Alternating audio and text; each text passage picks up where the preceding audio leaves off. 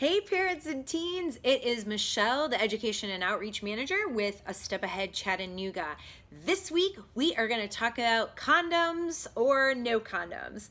Having STI or sexually transmitted infection conversations with our teen in quarantine. Why, do you ask? Because they're here with us all day. Why not have those difficult conversations when we have the time? And to know that that information is coming from you is so incredibly powerful. To inform our teens that if they choose to not be abstinent, that they are exposing themselves to sexually transmitted infections if they are not protecting themselves while having sexual intercourse. And that does mean anal, vaginal, and oral sex. So making sure that we're having those conversations so that if they choose to have sex and it's unprotected, that they know where to go to get tested so that it doesn't lead to long-term effects on their reproductive health. So my name is Tina. I am a prevention specialist with Cempa Community Care. In general, chlamydia and gonorrhea, number one and number two most reported STIs in the United States. Young adults, they're the ones that are the ones that are getting those because you're more likely to have multiple sex partners. You are more likely to have unprotected sex. You're more likely to be experimenting with alcohol and drugs, which puts you at risk for those STIs at a greater scale because you're not in the right mindset to be using kind of common sense to take out a condom and use it correctly and make sure you're doing all the right steps. Half of all new STIs happen between the ages of 15 to 24. Group the 15 to 24, 70% of all new gonorrhea infections happen between then, and then 63% of all chlamydia infections. So they account for a really high number of those chlamydia and gonorrhea infections. So the biggest thing is that when you come to Cempa, you can get screened for HIV, hepatitis C, chlamydia, gonorrhea, and syphilis. So those are the main ones that we really focus on. Can STDs ever be completely gotten rid of? It depends on the STD. Some STDs, such as chlamydia or gonorrhea, can be treated or fully cured. Others, such as HPV, genital herpes, or HIV, can be treated to reduce the symptoms but cannot be cured. It's important to see a doctor immediately. Some STDs cause permanent damage that cannot be reversed, even if they can be cured. And keep in mind that some STDs do not show signs or symptoms in the affected person.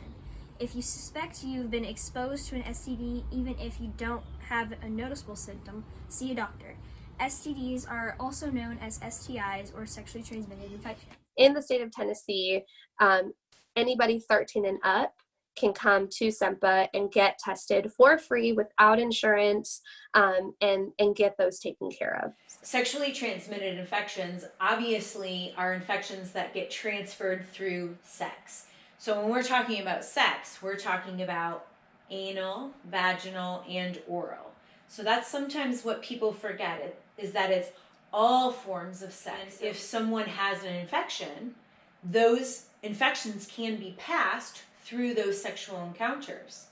So it's really important to have conversations before sexual encounters with somebody, especially if you don't know their health history.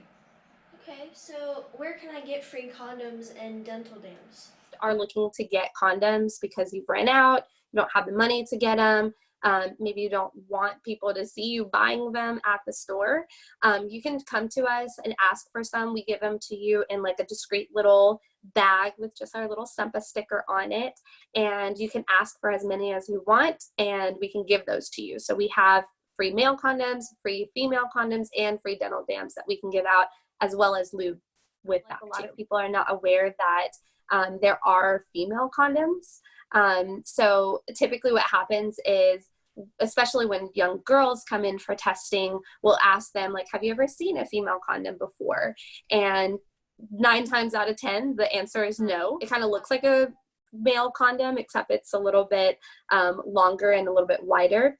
That way it stays in place in the vagina. So if somebody does have like open sores that, you know, you also have to protect, because a lot of STIs can be transmitted even if there's no like sexual contact, even just close genital contact, STIs can be transmitted. So making sure that you're covering the entire genital area with that dental dam. And a dental dam is basically just a latex sheet that you can, you know, lay over the genital area. So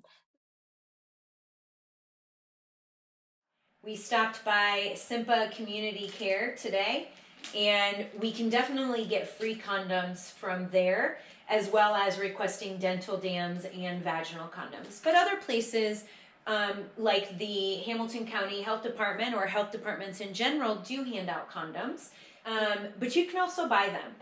They're at the grocery store, they're at the drugstore, so you can buy those at those locations. So if someone has the arm implant or IUD, do they still need to use a condom? Even though birth controls such as the IUDs or the implants can protect you against an unplanned pregnancy, they cannot protect you against sexually transmitted infections. And that's why it's important that barrier methods like condoms, like dental dams, are being used when having sexual intercourse. One thing to be protected against an unplanned pregnancy, it's another thing to be protected against sexually transmitted infection. Yeah. So we did go to Cempa, and we found that they gave us a bag full of condoms and also lube, which is really important to use. Now we are prepared. So there's one important thing I did notice in that bag from Cempa was that they had condoms that said 1 at a time, please. This is really important information. 1 condom should be used for every sex act. 2 condoms cannot be used at the same time. Friction creates breakage. So remember, 1 condom at a time. So I hope you've enjoyed this video. Stay tuned for next week, where we talk about more resources for our teens.